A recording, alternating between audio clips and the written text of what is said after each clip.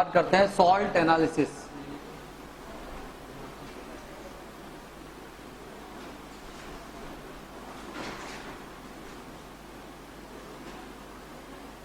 Salt analysis आप बोल सकते हैं इसको क्या, ठीक है। सॉल्ट एनालिसिस के बारे में बात करते हैं। सॉल्ट का क्या होगा, एक अननोन सोल्ट आपको दिया जाएगा और उस अननोन सोल्ट को आपको बेटा उसके अंदर केटाइन क्या है, एनाइन क्या है, which we have to find out. तो प्रैक्टिकल एस्पेक्ट होता है, प्रैक्टिकली इसको फाइंड आउट करते हैं, केटाइन कौन सा होगा उसके अंदर और एनाइन कौन सा होगा वो आपको ढूंढना होगा। बोर्ड्स के प्रैक्टिकल जो 30 मार्क्स का वेटेज होता है वो स्कूल में इसी का होता है, ठीक है। बच्चे प्रैक्टिकल तो करते नहीं है, फर्जी होता है सब, वो फ्री में है 30 में से 29 30 आउट ऑफ 30 मिल जाते हैं। इसलिए आईटी में इसका वेटेज बहुत अच्छा होता है, क्योंकि आईटी वालों को पता होता है कि सब स्कूल में फर्जी बड़ा मचाते हैं और 30 में से 30 नंबर ले आते हैं। और वास्तविकता में देखा जाए तो वो ना 10 फेल हो जाए बच्चे, अगर रियलिटी में करवाया जाए ना सॉल्ट का पार्ट एनालिसिस तो आधे बच्चे तो फेल ही हो जाएंगे उसके अंदर, पता ही नहीं चलता।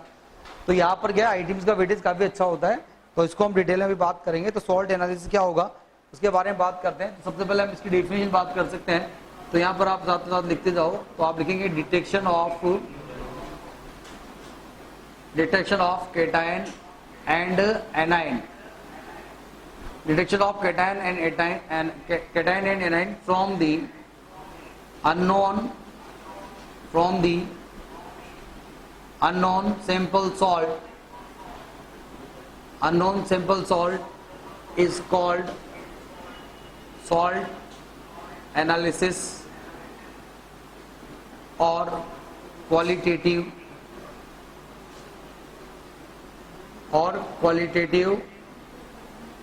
एनालिसिस। ये अपने पास जो छोटा सा पार्ट हुआ कि what is the meaning of salt analysis या क्वालिटेटिव एनालिसिस।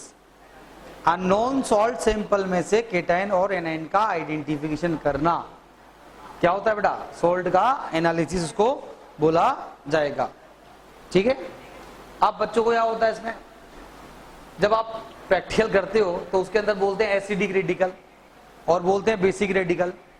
क्या बोलते हैं, एसिडिक रेडिकल और बेसिक रेडिकल। क्या कर रहे हो तुम दोनों, तो एसिडिक रेडिकल और बेसिक रेडिकल क्या है, क्या मतलब। तो अगर हम यहाँ पर बात करें कोई भी सॉल्ट के बारे में, आप देखते हो बेटा ये सॉल्ट है, सॉल्ट को अगर आप यहाँ पर जो है वाटर में डाल दें, तो सॉल्ट को पानी में डालते हैं तो ये आयनिक सॉल्ट होता है बेसिकली, तभी तो अपने पास क्या है केटाइन और एनाइन मिलेगा आपको उसके अंदर। तो वाटर में डालेंगे तो बेसिकली क्या होगा, ये एसिड बनेगा और ये बेस बनेगा।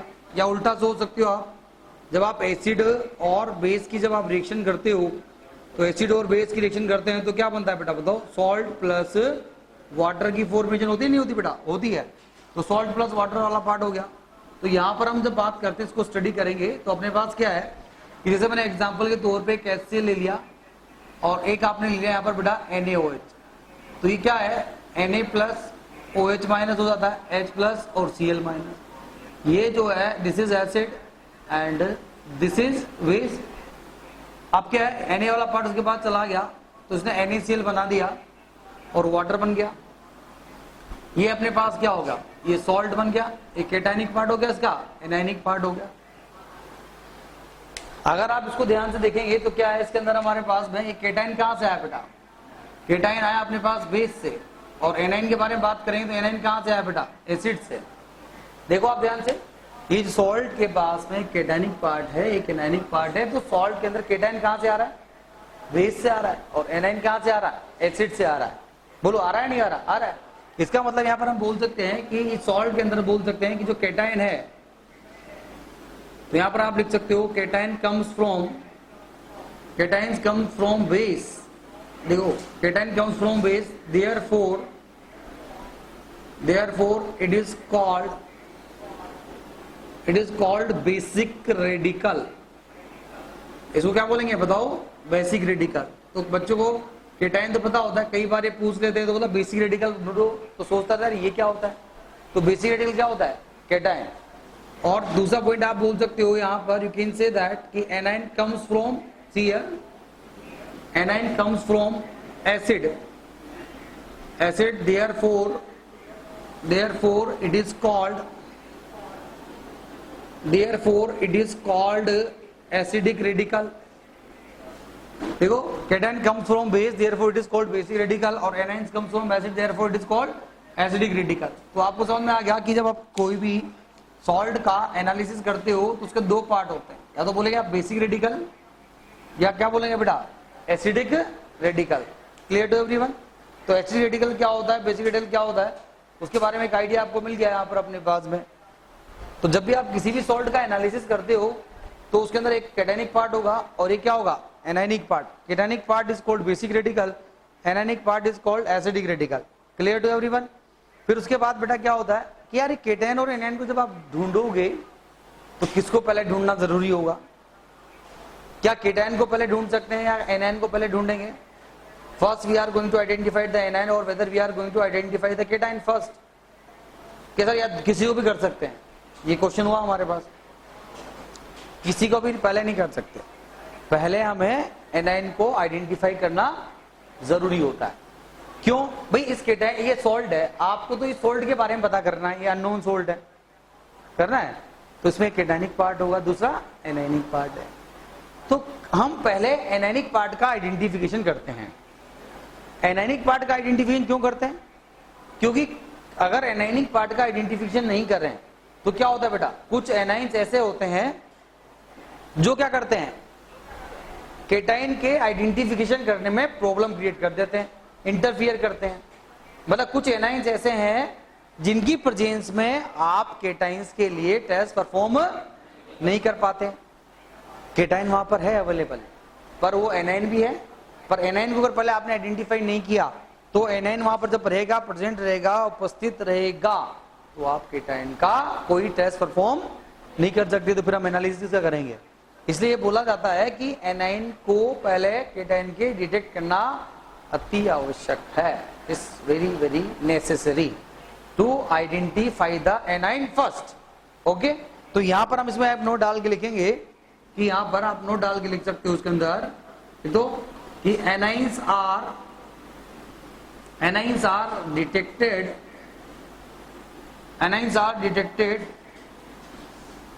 before the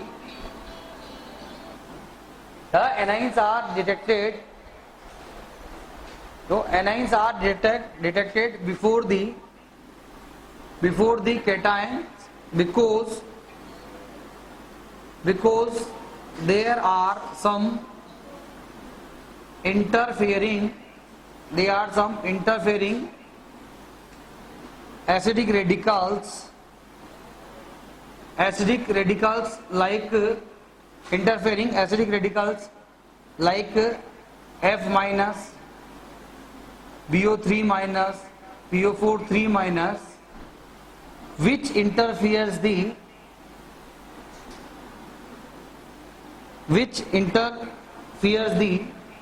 detection of cations। ठीक है, डिटेक्शन ऑफ केटाइंस ये। तो इसलिए anions are detected before cation because there are some interfering acid radicals like fluoride, borate, phosphate which interferes the detection of cations. वो cations की detection में problem create कर देते हैं, इनकी प्रेजेंस में हम टेस्ट परफॉर्म नहीं कर पाते। इसलिए एनाइन का डिटेक्शन करना पहले बोलो क्या होगा, जरूरी होता है। ठीक है,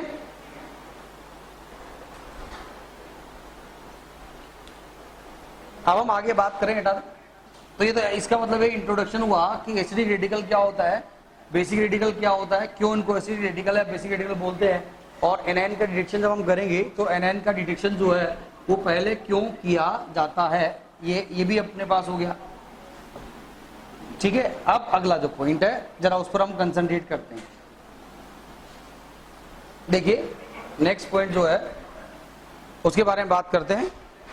तो अब यहाँ पर जो सोल्ट एनालिसिस का पार्ट है उसको आप देख सकते हैं। तो ये मैं पूरा एक बार इसको डाल देता हूँ और इसका पूरा पार्ट बता दें। ये सोल्ट एनालिसिस मैंने यहाँ पर लिखा, और सोल्ट एनालिसिस को हम दो पार्ट के अंदर स्टडी करते हैं। आप ऐसे एक पार्ट बनाएंगे,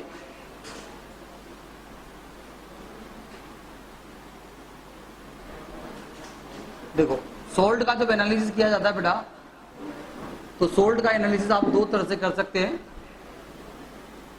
ये एक तो होता है अपने पास qualitative analysis,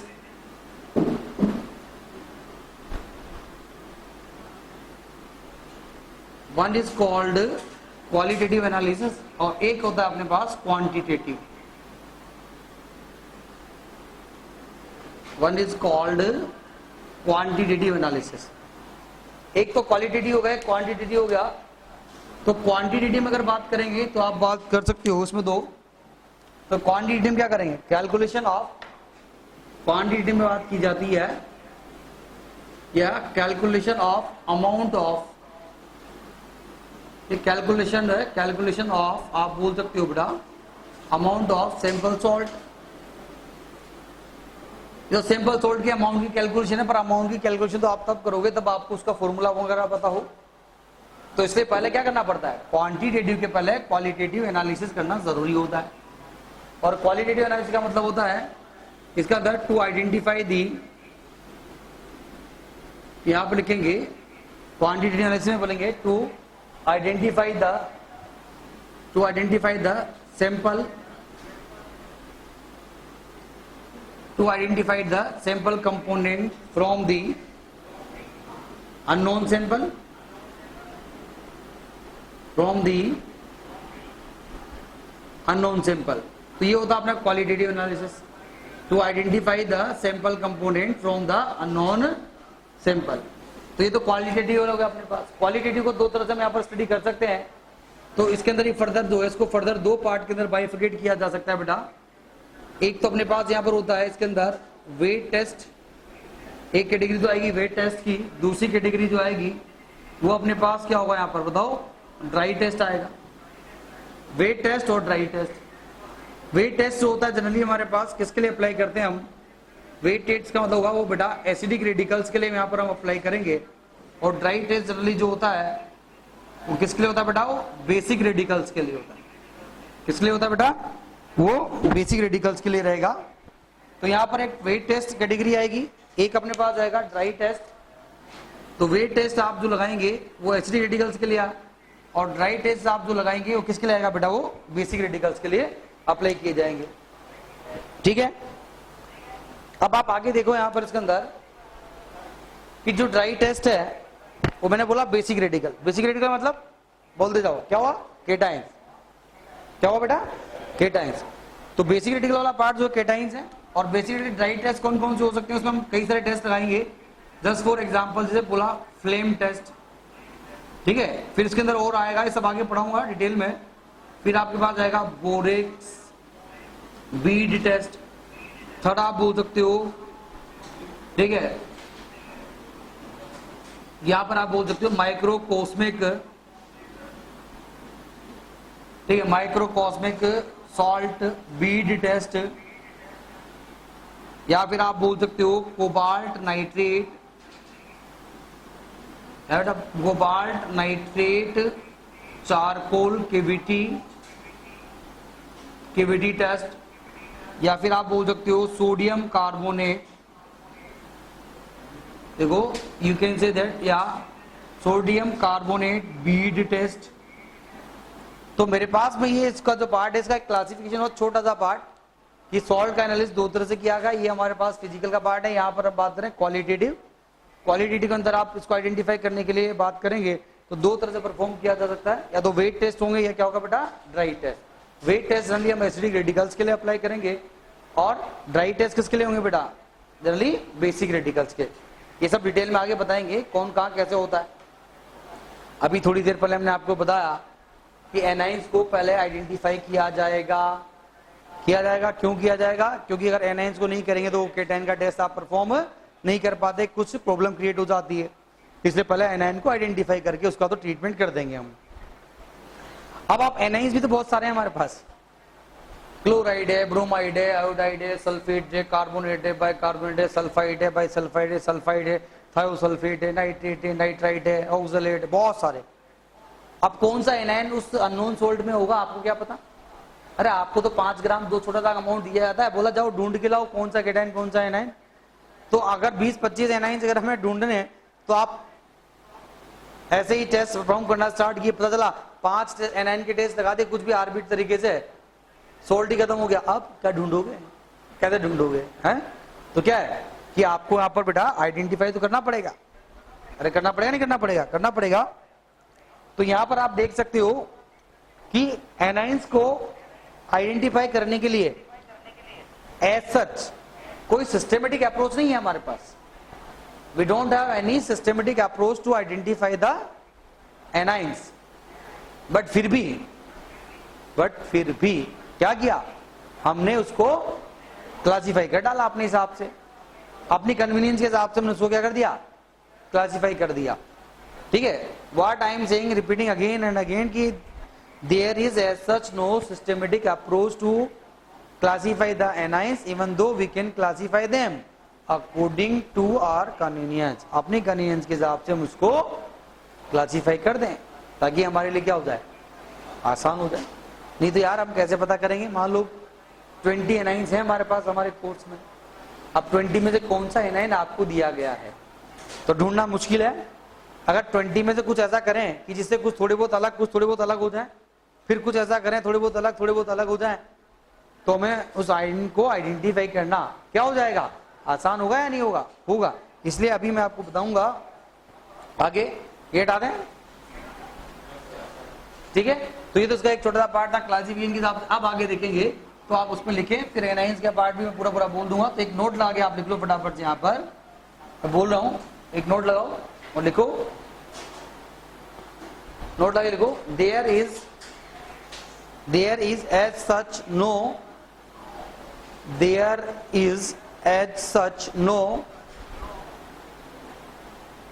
scheme, there is as such no scheme to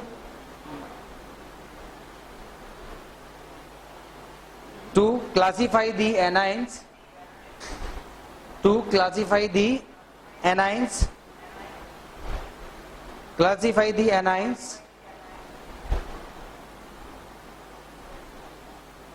but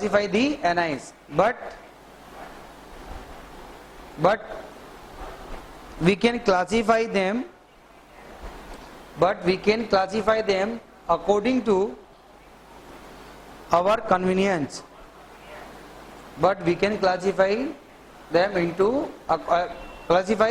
according to our convenience। Okay, ताकि हम उसको स्टडी कर पाए। भाई एक अननोन चीज को आप आइडेंटिफाई कर रहे हो तो आपको एक आइडिया तो मिलेगा, तो उसके हिसाब से हम यहाँ पर बात करेंगे। तो यहाँ पर भी बोला गया, तो आप उसके आगे देखो आप, तो यहाँ पर हम बताएंगे इसका क्लासिफिकेशन, ऐसा लिखेंगे पूरा चार्ट बनेगा। तो ये आपके पास आया क्लासिफिकेशन ऑफ, देखो एसिडिक रेडिकल्स, जो पॉइंट लिखा है उसका इंपोर्टेंस समझना आप। आई am saying that classification of acidic radicals. ठीक है, एसिडिक रेडिकल्स के क्लासिफिकेशन के बारे में बात करते हैं तो उसको हम क्या करेंगे, सबसे पहले बेटा first we are going to classify it into 2 parts. देखना ध्यान से, इसको आप 2 पार्ट में यहाँ पर क्लासिफाई करते हैं। सबसे पहला वाला पार्ट है क्लास ए, और सेकंड जो आएगा वो आएगा आपके पास क्लास बी। ध्यान दे सब, class A and class B. Okay, class A और क्लास बी में क्या क्लासिफिकेशन किया, उसका क्या मतलब क्या है, अगर आप ध्यान से देखेंगे तो उसके अंदर we can write it out. आप ये बोल सकते हो कि those acid radicals, class A के अंदर हम बात करेंगे तो उसमें लिखा जाएगा कि दोज एसिड रेडिकल्स, देखो दोज लिखते जाओ साथ साथ, those acid radicals which on treatment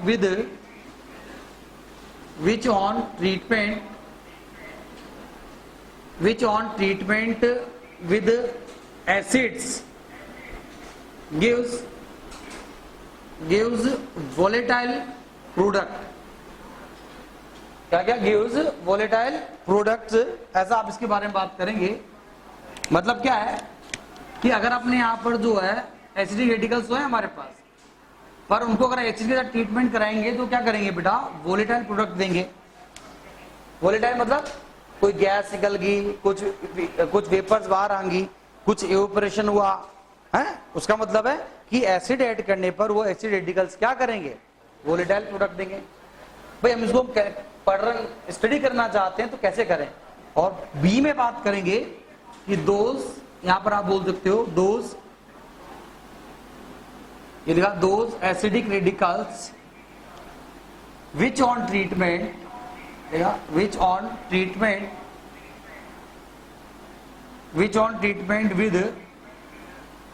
with acids gives non-volatile,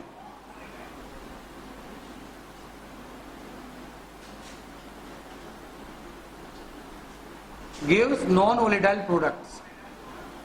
अब आप देख लो यहां पर एक जगह आपने बोला वोलेटाइल प्रोडक्ट और एक जगह क्या बोला, नॉन वोलेटाइल प्रोडक्ट। वोलेटाइल का मतलब जो जिसका वेपोरेशन हो जाए, एवापोरेशन हो जाए, वेपर बन जाए, गैस निकल जाए, वो सब वोलेटाइल है। और नॉन वोलेटाइल का मतलब जो एज इट इज है। अभी जो फर्दर क्लासिफाई करेंगे, डोंट वरी। तो दो एसिड रेडिकल्स के हिसाब से बता दिया बेटा यहाँ पर इन, ठीक है। अब ये नॉन वोलेटाइल प्रोडक्ट में क्या हो सकता है, फर्दर अगर आप इसको स्टडी करेंगे तो यहाँ पर नॉन वोलेटाइल प्रोडक्ट में भी बेटा फर्दर इसको जो है मैं दो सब ग्रुप्स के अंदर डिवाइड कर सकता हूँ इसको। आपने बोला साहब इसको ग्रुप 1 एक इसका आता है और एक अपने पास यहाँ पर आ जाएगा इसका ग्रुप 2। आप फर्दर इसको ग्रुप 1 और ग्रुप 2 में जो है डिवाइड कर सकते हो। ग्रुप 1 में मेरे पास क्या हो सकता है, ग्रुप 1 में हो सकता है प्रेसिपिटेट, ध्यान दें प्रेसिपिटेट टाइप रिएक्शंस हो सकती है मेरे पास, ठीक है।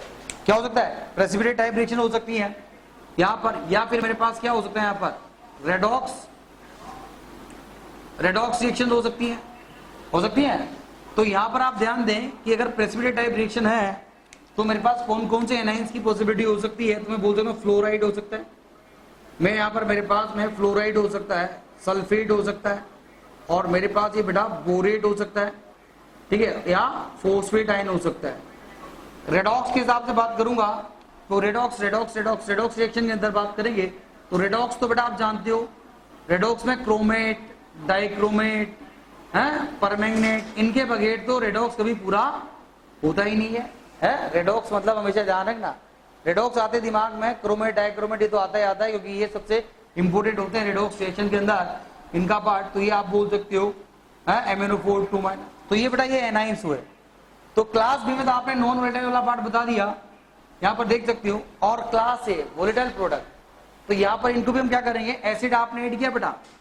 अब यार एसिड ऐड करोगे तो एसिड में भी तो प्रॉब्लम है, क्या है। तो फर्दर हमने क्या किया इसको भी फर्दर यहाँ पर इसको सब ग्रुप जो है आप यहाँ पर further we can classify into 2 सब ग्रुप्स। ये देखो ये अपने पास यहाँ पर आया, एक ये दे रखा है, इसको सब ग्रुप में डिवाइड करें तो यहाँ पर इसका जो है इसको भी फर्दर हमने जो है यहाँ पर आप ध्यान दें, एक ग्रुप 1 और ये वाला पार्ट जो आया इसको भी आप बोल सकते हो, इसको ग्रुप 1 और ग्रुप 2, इसकी भी 2 सब ग्रुप में डिवाइड कर दिया। ग्रुप 1 में बात करेंगे तो यहां पर आप बोल सकते हो कि ऑन एडिशन ऑफ, ध्यान दें, on addition of dilute acids, dilute acids यहां पर आप ऐड करेंगे। और डाइल्यूट एसिड क्या हो सकता है, अपने पास यहां पर डाइल्यूट HCl हो सकता है, अपने पास डाइल्यूट जो है H2SO4 हो सकता है, तो ये हो जाएगा। और यहां पर आप बोल सकते हो a on addition of concentrated acids, concentrated acid में आपके पास वही हो गया बेटा, कंसंट्रेटेड एसिड में कंसंट्रेटेड HCl हो गया, कंसंट्रेटेड क्या हो गया बेटा H2SO4। अब आप समझे बात को कि अगर मेरे पास में पहले बात मैंने एसिड ऐड किया, वोलेटाइल प्रोडक्ट निकला। वोलेटाइल प्रोडक्ट कैसे निकला बेटा, डाइल्यूट एसिड डालने पर निकला या कंसंट्रेट, तो दोनों में अलग अलग आएंगे। ठीक, कुछ एनाइंस डाइल्यूट के साथ वोलेटाइल प्रोडक्ट देंगे और कुछ कंसंट्रेट के साथ देंगे। तो डाइल्यूट के साथ कौन कौन देंगे उनके बारे में बात करें तो डाइल्यूट के साथ कौन कौन से एनाइंस आएंगे, वो आएगा अपने पास एक कार्बोनेट और बाइकार्बोनेट, ठीक है। फिर यहां लिखेंगे आप सल्फाइड और बाइसल्फाइड, फिर आप लिखेंगे यहां पर थायोसल्फेट H2O3 और सल्फाइड, या फिर आप लिख सकते हैं CH3CO- एसीटेट या बोलो NO2-, क्या एसीटेट या NO2-। आगे बात समझ में? तो ये 8 एनाइंस ऐसे हैं जो हमारे पास डाइल्यूट एसिड डालने पर वोलेटाइल प्रोडक्ट दे सकते हैं। और अगर वोलेटाइल प्रोडक्ट डालने के बाद कुछ नहीं हुआ तो कंसंट्रेट डालना पड़ेगा, और कंसंट्रेट डालना पड़ेगा तो कौन कौन से एनाइंस हो सकते हैं? देखो Cl माइनस है, Br माइनस दे रखा है, I माइनस दे रखा है, तो Cl हो गया, Br हो गया, I माइनस, ठीक है, क्लोराइड, ब्रोमाइड, आयोडाइड, और एक अपने पास यहाँ पर आएगा NO3 माइनस, और एक होता है बेटा C2O4 2 माइनस। तो अब आप ध्यान से देखें, ऑक्सलेट हो गया ये वाला पार्ट। अब ध्यान से देखो बच्चे को, ये प्राइमरी ऑब्जर्वेशन के लिए सबसे इंपॉर्टेंट टेबल है, ये बच्चे को पता होना ही चाहिए। आपको तो एनाइंस का कुछ आइडिया ही नहीं होता, आप कैसे कुछ करोगे? अभी आप देख सकते हो जो टेबल मैंने बनाई, अभी इसको फर्दर और क्लासिफाई करूंगा, डोंट वरी। चलो सब लोग इधर देखो और बोलते जाएं, मैंने क्या क्या बोला यहाँ पर अपने पास, सब लोग बोलेंगे साथ साथ। मतलब पॉइंट है, class mean of acid radical हम जो है अपने हिसाब से कर सकते हैं या नहीं कर सकते? बोलो कर सकते हैं, जोर से बोलो, कर सकते नहीं कर सकते? कर सकते हैं। तो पहले क्या करेंगे, दो क्लास में डिवाइड किया, कौन कौन सा? क्लास ए और क्लास बी। क्लास ए में क्या होगा? वोलेटाइल प्रोडक्ट, क्या होगा? वोलेटाइल। और क्लास बी में नॉन वोलेटाइल। वोलेटाइल का मतलब क्या हो गया? कुछ गैस निकल गई, कुछ सुरसुराहट हुई ऐसे करके, कुछ गैस निकल गई, समझे बात को? और नॉन वोलेटाइल में क्या होगा? पीपीटी बन जाए, या क्या हो सकता है? कलर चेंज हो सकता है, रेडॉक्स रिएक्शन हो सकती है, नहीं हो सकती? हो सकती है। तो क्लास ए और क्लास बी में दो डिवाइड किया। फिर क्लास ए में वोलेटाइल प्रोडक्ट निकला तो आप क्या कर सकते हो? सब लोग ध्यान दें, क्लास ए में अगर वोलेटाइल प्रोडक्ट निकला, क्या निकला? क्या निकला? वोलेटाइल। तो क्लास ए में अगर अपने पास में वोलेटाइल निकला तो वोलेटाइल के अंदर भी हमारे पास क्या होगा? या तो डाइल्यूट ऐड कर सकते हो या कंसंट्रेट। अगर डाइल्यूट ऐड करूंगा तो डाइल्यूट ऐड करने पर कौन कौन से एनाइंस हमारे पास पॉसिबल हो सकते हैं? बोलो, कार्बोनेट तो बाइकार्बोनेट। बोलो सब लोग, कार्बोनेट या बाइकार्बोनेट। क्यों? क्योंकि बेटा ये कार्बोनेट और बाइकार्बोनेट, मैंने साथ साथ इसको लिखने का तरीका ये भी स्मार्ट तरीके से लिखा हुआ है। इन 8 को मैं अगर ऐसे लाइन से लिखता तो शायद याद नहीं होते, पर ऐसे याद रहते हैं। बोलो, कार्बोनेट तो बाइकार्बोनेट, सल्फाइड बाइसल्फाइड, आराम से, कार्बोनेट बाइकार्बोनेट, सल्फाइड बाइसल्फाइड। फिर थायोसल्फेट और सल्फाइड। बोलो क्या आएगा? थायोसल्फेट और सल्फाइड। और क्या हो गया? एसीटेट और नाइट्राइड। ये क्या हुआ? नाइट्राइड। अरे NO2 माइनस क्या होता है? नाइट्राइड। तो ये एसीटेट और ये NO2 माइनस जो है ये क्या है? ये नाइट्राइट है, TRIT। ये अपने पास क्या है? ये एसीटेट आयन है, ठीक है। ये क्या है? H2O3 माइनस क्या है बेटा? थायो सल्फेट। नहीं तो बच्चों को पता ही नहीं होता। H2 माइनस क्या होता है? सल्फाइड। क्या होता है? सल्फाइड, ठीक है। ये क्या हो गया? सल्फाइड। क्या हो गया? PHIT, sulphide. ये क्या हो गया? बाइसल्फाइड, ठीक है। तो सल्फाइड बाइसल्फाइड, आगे बात समझ में? तो बेटा ये एनाइंस आपको पता होना चाहिए। C2O3 माइनस, NO3 माइनस है, ये क्या है अपने पास? ये नाइट्रेट आयन। ये क्या है? ऑक्सलेट। क्लोराइड, ब्रोमाइड, आयोडाइड सब लोग जानते हैं। तो अभी दोबारा फिर बोल सकते हैं, बोलो फटाफट। अगर डाइल्यूट एसिड डालूंगा कौन कौन से एनाइंस हो सकते हैं मेरे पास? बताओ। Carbonate bicarbonate, sulphide bisulphide, thiosulphate, sulphide, acetate और नाइट्राइड। एसीटेट और नाइट्राइड। अगर मैंने डाइल्यूट एसिड डाला और डाइल्यूट एसिड डालने के बाद कोई ऑब्जर्वेशन नहीं आया तो फिर क्या करोगे? कंसंट्रेट डालेंगे। क्या डालेंगे? कंसंट्रेट डालेंगे। और कंसंट्रेट डालेंगे तो उसमें कौन कौन से एनाइंस हमारे पास वोलेटाइल प्रोडक्ट दे सकते हैं? बोलो, क्लोराइड। मैं बोलूंगा ऐसे बोलेंगे, कैसे बोलेंगे? क्लोराइड। फिर बोलेंगे ब्रोमाइड। फिर क्या बोलेंगे? आयोडाइड। मैं बोलो, क्या बोला? क्लोराइड, ब्रोमाइड, आयोडाइड और क्या? नाइट्रेट। अब ये ऑक्सलेट वाला पार्ट उल्टा जाग होता है, भूल जाते हैं। क्लोराइड, ब्रोमाइड, आयोडाइड तो याद रहेगा, तभी तो क्लोराइड, ब्रोमाइड, आयोडाइड, नाइट्रेट। अब फिर भूल गया, ओ भूल गया, एक और था, क्या बोला? ओ भूल गया। ओ मतलब ऑक्सलेट। क्या हुआ? ऑक्सलेट। नहीं समझ में आई बात? आ गई? तो अब आपने देखा 13 एनाइंस। 13 एनाइंस में आपने डाइल्यूट एसिड डालने पर अननोन सोल्ट में अगर वोलेटाइल प्रोडक्ट निकलता है तो हमें एक थोड़ा बहुत आइडिया मिला कि यार अगर डाइल्यूट एसिड डाल रहा हूं, कुछ वोलेटाइल प्रोडक्ट निकला तो कार्बोनेट हो सकता है, bicarbonate, sulphide, bisulphide, thiosulphate, sulphide, acetate और नाइट्राइड। और अगर डाइल्यूट एसिड डालने पर कुछ भी नहीं हुआ तो क्या हो सकता है बेटा? बोलो। फिर हमारे पास कंसंट्रेट डालेंगे और कंसंट्रेट डालने पर कौन कौन से एनाइंस हो सकते हैं? तो फिर याद आ गया, क्लोराइड, ब्रोमाइड, आयोडाइड, नाइट्रेट, ओ भूल गए, ऑक्सलेट। आगे बात समझ में, ये इसकी खास बात है। नहीं पता होता अच्छे अच्छे बच्चों को, ध्यान ही नहीं देते बेचारे को। अगर इसी चीज को आप ऐसे लाइन लाइन से लिख दो तो आपके लिए बड़ा डिफिकल्ट है ना, जरा याद कैसे करूंगा, 8 8 10 10 याद रहेगा, पर ये अपने कितना आसान सी पता है, सीक्वेंस समझ नहीं ऐसे करके। तो पहला पार्ट तो ये इसका प्राइमरी ऑब्जर्वेशन का पार्ट यहाँ पर ऐसे रहेगा। अब क्लास बी में आ जाओ, नॉन वोलेटाइल। क्या है? Non volatile. अगर नॉन वोलेटाइल दे रखा है तो नॉन वोलेटाइल में मेरे पास क्या पीपीटी बनेगा, तो सल्फेट है, बोरेट, फोस्फेट, ये थोड़े बड़े एनाइंस है, सल्फेट, बोरेट, फोस्फेट हो गया। और रेडॉक्स की बात जब हम करते हैं तो क्रोमेट, डाइक्रोमेट, परमैंगनेट के बगैर तो कुछ होता नहीं है, वही तो आइंस हमने यहाँ पर लिखे हुए हैं। तो थोड़ा बहुत आइडिया हुआ। हमने पहले ही बोला है कि इनका कोई फिक्स नहीं है, फिर भी हम अपने कन्वीनियंस के हिसाब से थोड़ा बहुत इनको ऐसे क्लासिफाई कर सकते हैं ताकि हमें अननोन सोल्ट को आइडेंटिफाई करना क्या हो जाए, आसान हो जाए। ठीक है बेटा, तो ये इसका टेबल बना, इसको आप बनाए, फिर अभी आगे इसको डिटेल में बताएंगे। तो ये इसका पूरा जो है क्लास है, क्लास बी का क्लासिफिकेशन होगा। एक बार फिर बोले सब लोग, याद हो जाना जी क्या क्या बोला फटाफट देखो। सबसे पहले बोला क्लासिफिकेशन, अभी ये टेबल यही याद करें क्लास में। सबसे पहले पार्ट आया अननोन सोल्ट है, कितनी क्लास में डिवाइड करोगे, 2। कौन कौन सा? क्लास ए और क्लास बी। क्लास ए में क्या होगा, वोलेटाइल प्रोडक्ट, क्लास बी में क्या होगा, non volatile product. Volatile product है तो क्या हम यहाँ पर डाइल्यूट एसिड ऐड कर सकते हैं, नहीं कर सकते, कर सकते हैं। कंसनट्रेट ऐड कर सकते हैं, नहीं कर सकते, कर सकते हैं। अगर डाइल्यूट एसिड ऐड करूंगा तो कौन कौन से एनाइंस आ सकते हैं, carbonate, bicarbonate, sulphide, by sulphide, thiosulphate, sulphide, acetate और नाइट्राइट। और अगर डाइल्यूट पे ऐड करने पर वोलेटाइल प्रोडक्ट नहीं बना तो किस पर करेंगे, कंसंट्रेट। कंसंट्रेट पर बात करेंगे तो क्या आएगा, क्लोराइड, ब्रोमाइड, आयोडाइड, नाइट्रेट और ओ भूल गए तो क्या था, ऑक्सलेट। याद आया नहीं आया, आ गया। और अगर क्लास बी में नॉन वोलेटाइल के बारे में बात करूंगा तो नॉन वोलेटाइल में क्या हो सकता है, या तो पीपीटी की रिएक्शन आएगी तो कौन कौन से हो गए बेटा, फ्लोराइड हो गया और बोरेट, फोस्फेट और सल्फेट हो गया।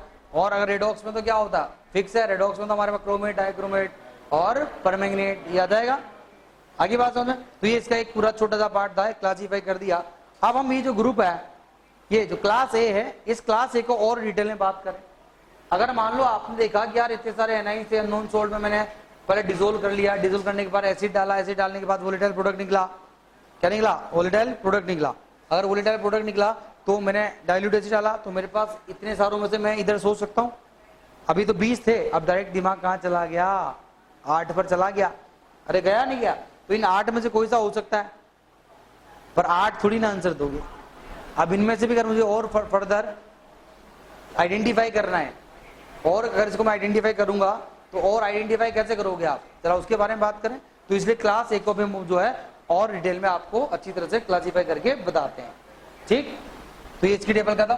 अब ये जो क्लास ए है, इस क्लास ए को बेटा मैं अभी डिटेल में दोबारा फिर बताऊंगा, और ये जो एनाइंस है इनके बारे में अभी हम आगे और डिटेल में बात करते हैं। देखो अभी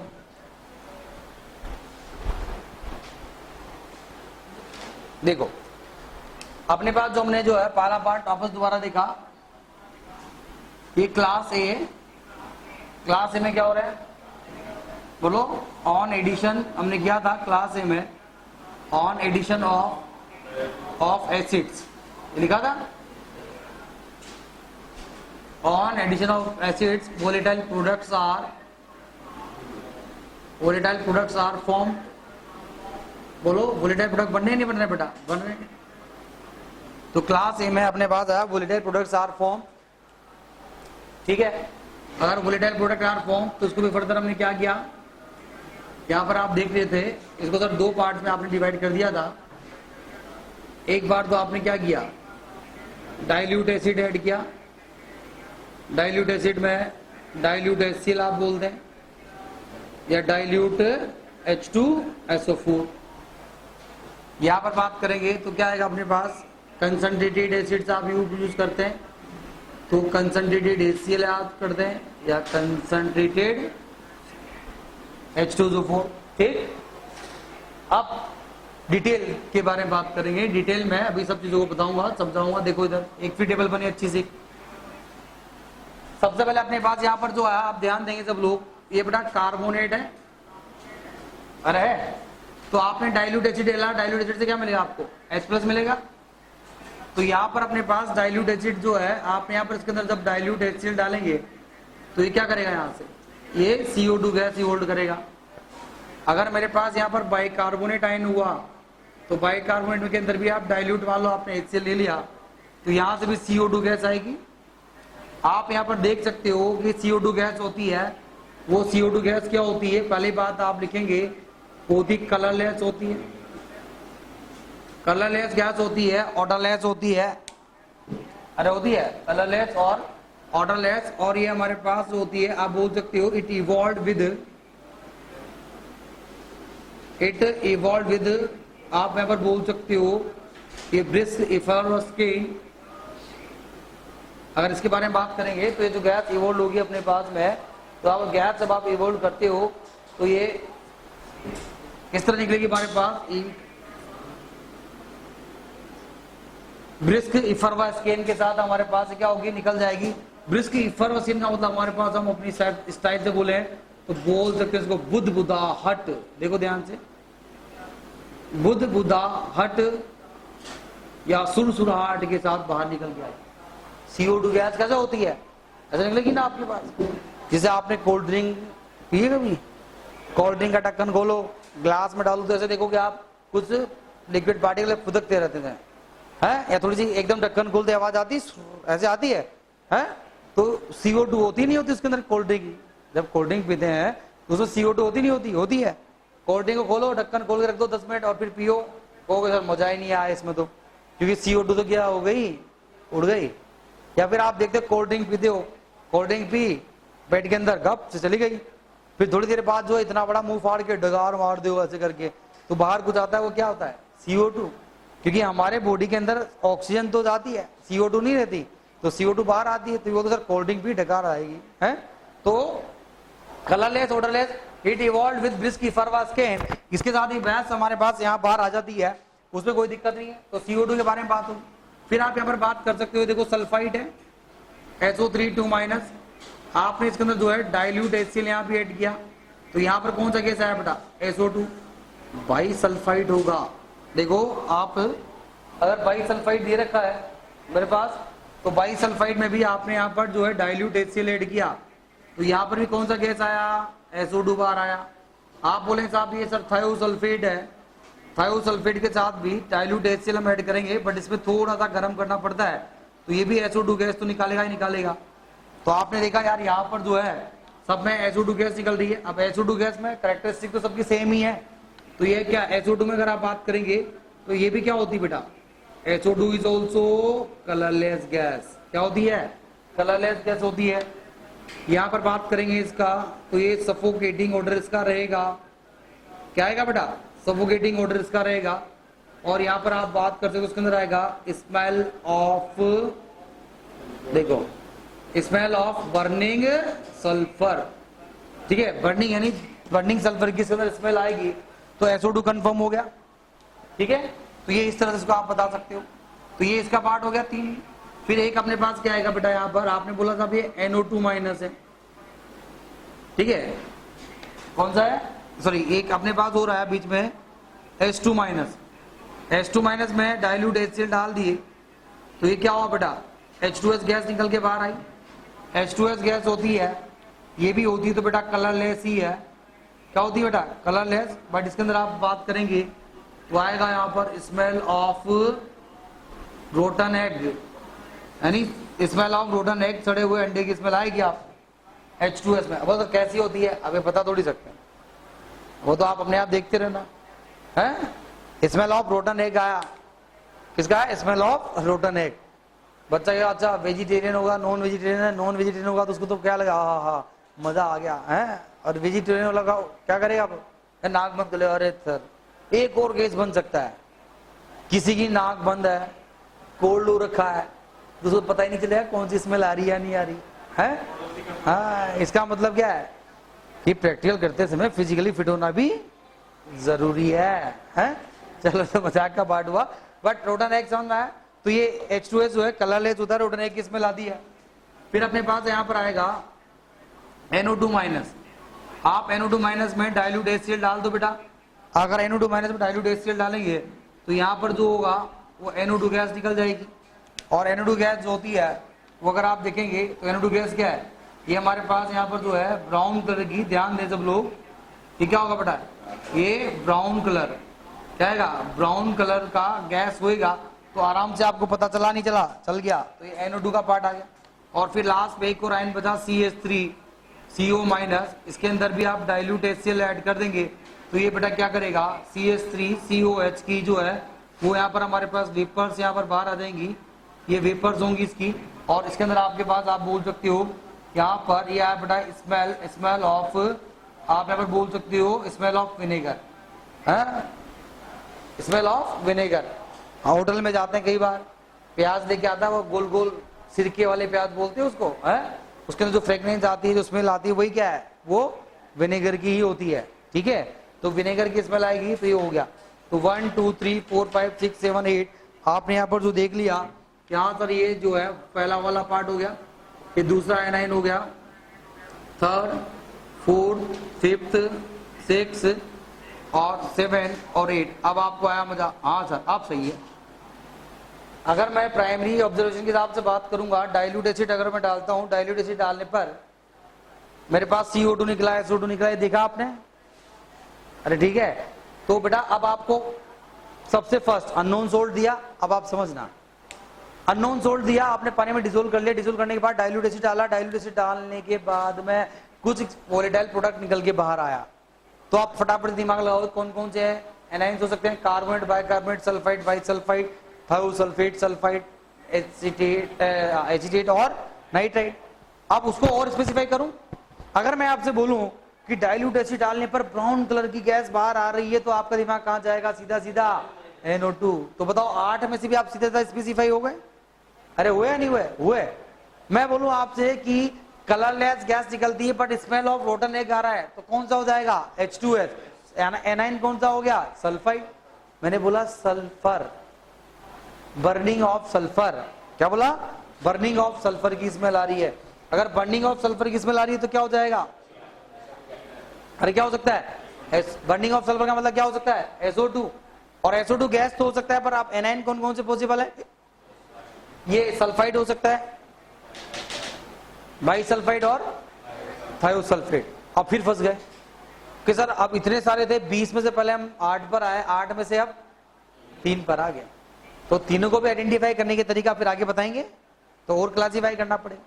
बोला गया ये गैस जंगली कलरलेस है, ऑर्डरलेस है, बट ब्रिस्क फरवास्किन के साथ बाहर आ रही है, बुदबुदाहट के साथ बाहर आ रही है, तो क्या हो जाएगा, CO2। क्या हो जाएगा, CO2। तो CO2 को फिर आइडेंटिफाई करने के, दोनों को कैसे अलग करेंगे वो बात अलग है।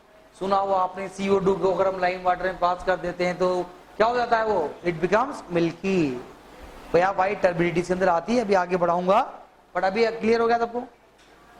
वेपर्स निकली, कलरलेस है, विनेगर की स्मेल आ रही है, तो कौन सा एनाइन हो सकता है, एसीटेट। तो कितना अच्छा हुआ।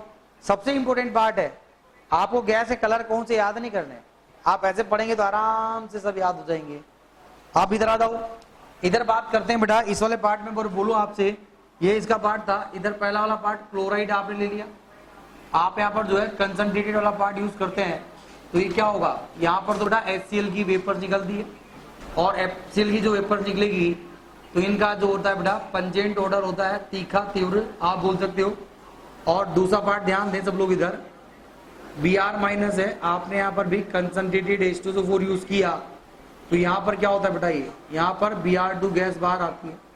Br2 गैस के बारे में बात की जाती है, तो Br2 गैस जो होता है वो आप लिख सकते हो यहाँ पर, Br2 गैस जो हो गया बेटा वो क्या है, वो अपने पास वो ब्राउन कलर का गैस है, ठीक है, Br2 ब्राउन कलर का गैस है।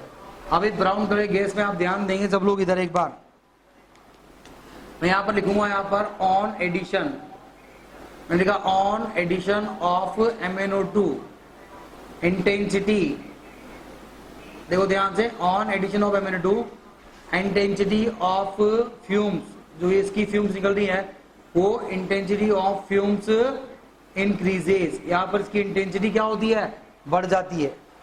बच्चा बोला सर ये क्यों ऐड किया आपने, उसका अपना लॉजिक अभी बताएंगे, बट Br2 ब्राउन कलर की गैस थी, अगर आप उसके अंदर एडिशन ऑफ MnO2 करते हो तो इंटेंसिटी ऑफ फ्यूम्स क्या हो गया, MnO2 ऐड करने पर बढ़ जाएगा।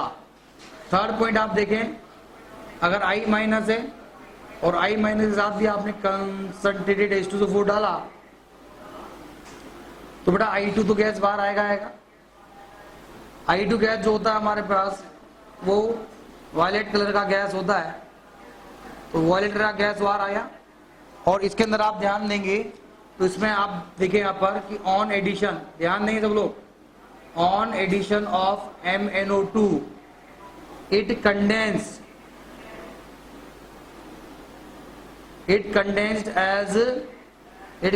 as black color। ठीक है, मतलब क्या हुआ, ये जो टेस्ट ट्यूब था इसके अंदर से हमारे पास I2 गैस निकल रही थी, आपने इसके अंदर MnO2 डाला, तो MnO2 डालने पर क्या हो जाएगा, ये पूरा टेस्ट ट्यूब क्या होगा, इसकी पूरी लेयर काली काली हो जाएगी यहाँ पर पूरा, तो ये कंडेंस हो जाएगी, गैस कंडेंस होगी, तो it condense as black colour. ये ब्लैक कलर के हिसाब से क्या हो जाएगा यहाँ पर बताओ, ये अपने पास क्या हो गया बेटा, ये कंडेंस हो जाएगा। ठीक है, तो इसको आप यहाँ पर लिख सकते हो, उसमें कोई दिक्कत नहीं है। ठीक है, तो ये अपने पास में MnO2 ऐड करने पर इसका पार्ट ऐसा हुआ। फोर्थ पॉइंट पर आप देखेंगे तो अपने पास क्या है, NO3 minus nitrate ion. Nitrate ion में कंसंट्रेटेड H2SO4 ऐड करूंगा तो बेटा यहाँ पर कौन सा गैस आएगा, NO2। ये NO2 जो है डार्क ब्राउन कलर का गैस बाहर आया। और NO2 में ध्यान देना, NO2 में फिर लिखूंगा मैं कि on addition of MnO2 intensity of fumes not increased। ठीक है, ध्यान दे, मैंने कहा intensity of fume not increase, यहां पर आपने इंटेंसिटी क्या हो गई थी बेटा, बढ़ गई थी। ये दोनों में MnO2 क्यों ऐड किया, अब आपको समझ में आएगा। देखो इधर आपने कंसंट्रेटेड एसिड डाला, कंसंट्रेटेड एसिड डालने पर आपके पास ऑब्जर्वेशन आया ब्राउन कलर की फ्यूम्स आई, क्या ही ब्राउन कलर की, तो आप क्या बोल सकते हो, Br2 भी हो सकता है और NO2 भी हो सकता है। दो एनाइंस उपस्थित हो सकते हैं, प्रेजेंट हो सकते हैं, Br माइनस और NO3 माइनस। अब फंस गए, दोनों में से एक को ढूंढना है मान लो, तो क्या करेगा वो, हिंट देगा। क्या हिंट देगा कि MnO2 को ऐड करने पर इंटेंसिटी बढ़ गई। क्या हो गया, इंटेंसिटी बढ़ गई। अगर इंटेंसिटी बढ़ेगी तो कौन होगा, Br2। और इंटेंसिटी अगर घट गई या इंटेंसिटी नहीं बढ़ी तो क्या हो गया, NO2। अरे हुआ, तो डिफरेंस समझ में आया नहीं आया, आगे बात समझ में। इसलिए हमारे पास ये टेबल जो बना रहा हूं ये सबसे इंपॉर्टेंट है, इतना आसान नहीं होता है, सब पर बहुत आसानी से मैंने आपको बता दिया। पहले हमने क्लासीफाई किया, पहले एनाइंस को याद किया, अब एनाइंस के बाद अब हम इनके बारे में और आगे बात कर रहे हैं, तो आपको एक गेसेस और पता चल जाएंगी, तो इसका पार्ट जो होगा ऐसा जाएगा। और एक अपने पास फोर्थ के बाद ये फिफ्थ नंबर पे आया, फिफ्थ नंबर में बात करेंगे तो क्या है, ऑक्सलेट C2O4। देखो इधर C2O4 2 माइनस है, और आपने यहाँ पर एक कंसंट्रेटेड H2SO4 लिया। अब कंसंट्रेटेड H2SO4 लूंगा तो ये CO प्लस CO2 बेटा, ये यहाँ से गैस निकल जाएगी। ठीक है, तो CO और CO दोनों होती है तो क्या है बेटा, कलरलेस होती है हमारे पास में, ऑर्डरलेस होती है। तो ये भी क्या है, यहाँ पर आप देख सकते हो इसमें ये दोनों गैस क्या है, कलरलेस भी होगी, कलरलेस ऑर्डरलेस, बट आप बोल सकते हो it Burns with blue flame. तो इससे हमें ऑक्सलेट का आइडिया मिल सकता है। तो आपने ये जो टेबल बनाई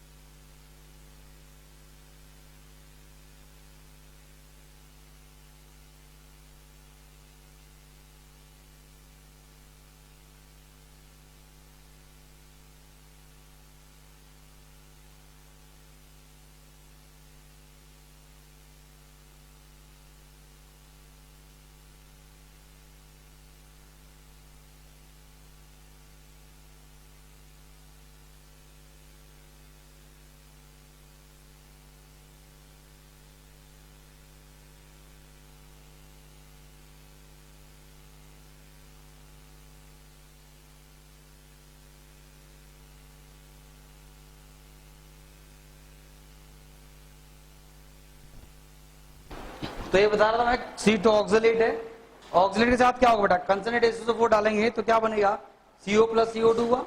तो ये क्या होता है, कलरलेस और ओडरलेस गैस होती है but Burns with blue flame. तो अब आप देखो, आपको ये सब मैंने बताया, इससे क्या क्या फायदा हुआ फटाफट सोच के बताओ।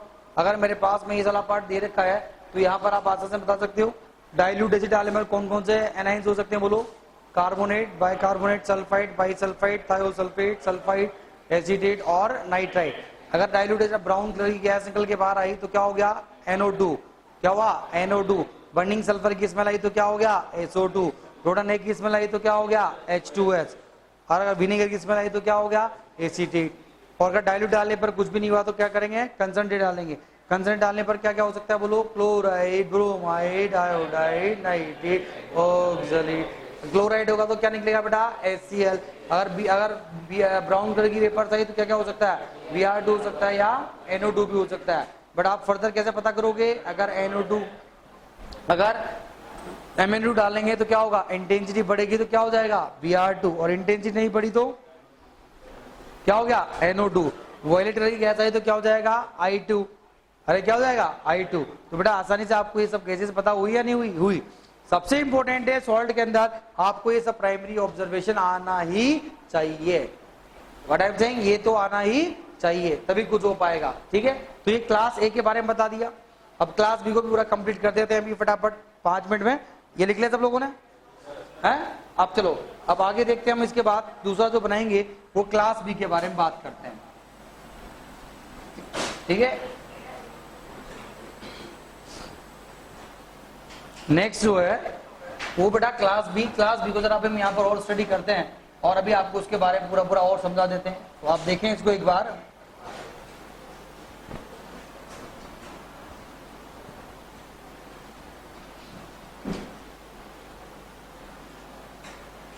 ऑन एसिड ऐड किया हमने बेटा तो क्या हुआ क्लास बी में, क्या था, ये अपने पास एसिड्स नॉन वोलेटाइल। अब क्या आ गया, non volatile products are form, एक क्लास बी आ गया। तो क्लास बी में आप देख सकते हो बहुत आसान है, इसका पार्ट दो छोटा था। एक बार तो क्या हुआ बेटा, यहाँ पर अपने पास प्रेसिपिटेट बना तो आप लिखते हो precipitate type reactions. Precipitate type reactions के अंदर बात करेंगे तो उसके अंदर पहला वाला आयन मैंने बताया F- है। अरे क्या है, F- है। अगर F- आयन दे रखा है हमारे पास में, आप ध्यान देंगे तो F- बेटा हमने यहाँ पर जो है इसके अंदर क्या किया, ध्यान दे सब लोग, यहाँ पर इसके अंदर हमने ये सैंड मतलब मिट्टी ऑब्लिक कंसंट्रेटेड HNO3 यहाँ पर ऐड किया। तो अगर मैं ऐसा कुछ ऐड करता हूँ तो ये पहला पॉइंट इसका, तो यहाँ पर हमारे पास क्या आता है, इसके अंदर आप देखेंगे ऐसे वर्ड आएगा वैक्सी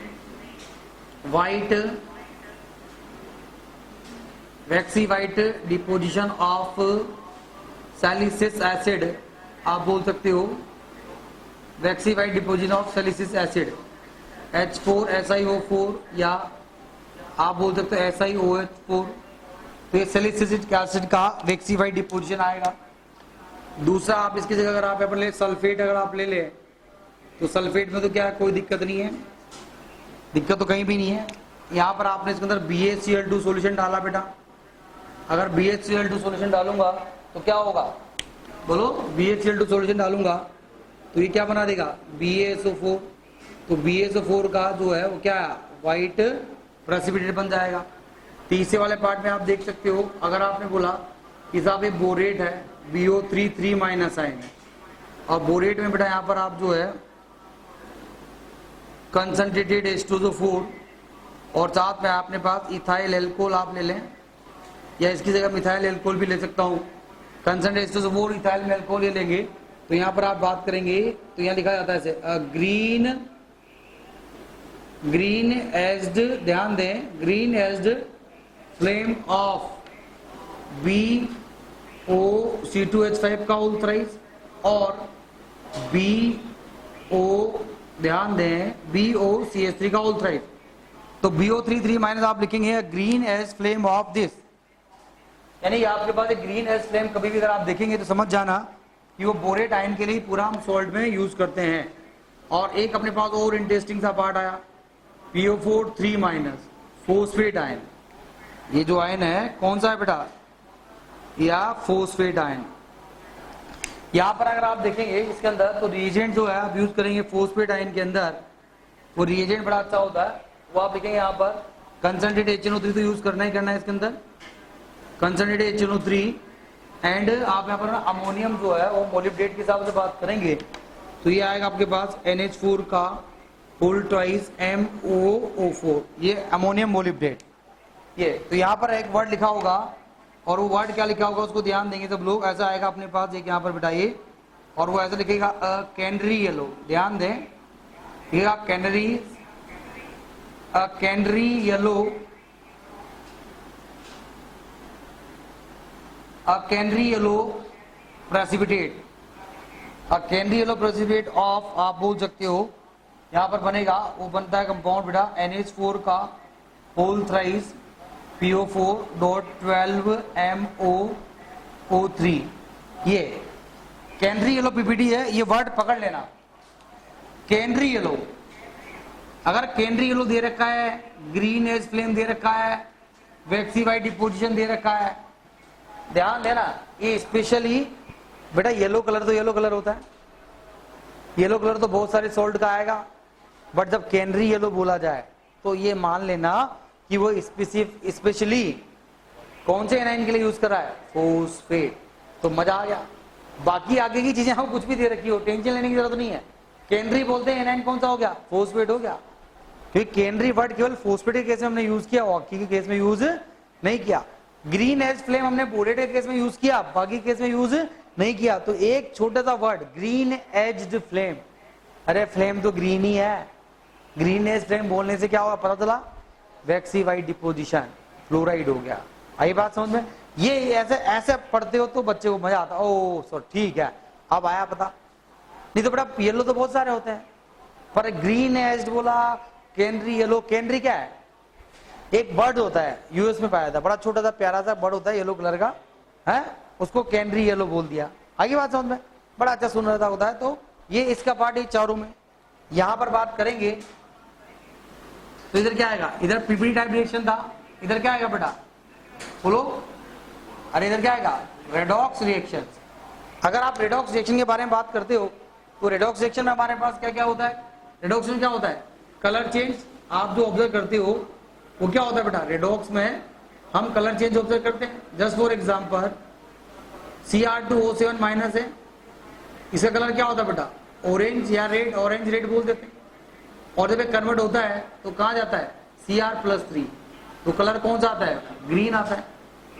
CrO4 2 माइनस है, इसका येलो होता है, और जब इसके अंदर रेडॉक्स चेंज होता है तो ये Cr+3 में जाएगा तो कौन सा कलर देगा, ग्रीन। ये अपने पास आया MnO4 माइनस है, MnO4 माइनस में हमारे पास अगर आप बात करेंगे तो ये पिंक आया, अरे आया ये पिंक आया, पिंक या पर्पल, पिंक या पर्पल अगर बात करूंगा तो ये क्या हो जाएगा अपने पास, यहाँ पर ये Mn+2 में गया तो ये क्या हो जाएगा बेटा, कलरलेस हो जाएगा। तो रेडॉक्स में तो हमेशा क्या होता है, कलर चेंज के हिसाब से आप चीजों को ऑब्जर्व कर पाते हो। तो बेटा ये अपने पास में जो है एक बहुत अच्छा सा पार्ट आपको बताया गया, सबसे इंपॉर्टेंट पार्ट है ये क्लासिफिकेशन। प्राइमरी ऑब्जर्वेशन कर जो मैंने बताया, अगर आपने पढ़ लिए तो 50% 50% सोल्ट का क्वेश्चन तो आपका वैसे ही सोल्व हो गया, क्योंकि प्राइमरी ऑब्जर्वेशन से तो आपको एनआईएन का आइडिया मिलेगा, और एनआईएन का आइडिया मिल जाएगा तो ऑप्शन दे क्या नाम से आंसर बता सकते नहीं बता सकते, बता सकते हैं। ये इसका सबसे इंपॉर्टेंट पार्ट है।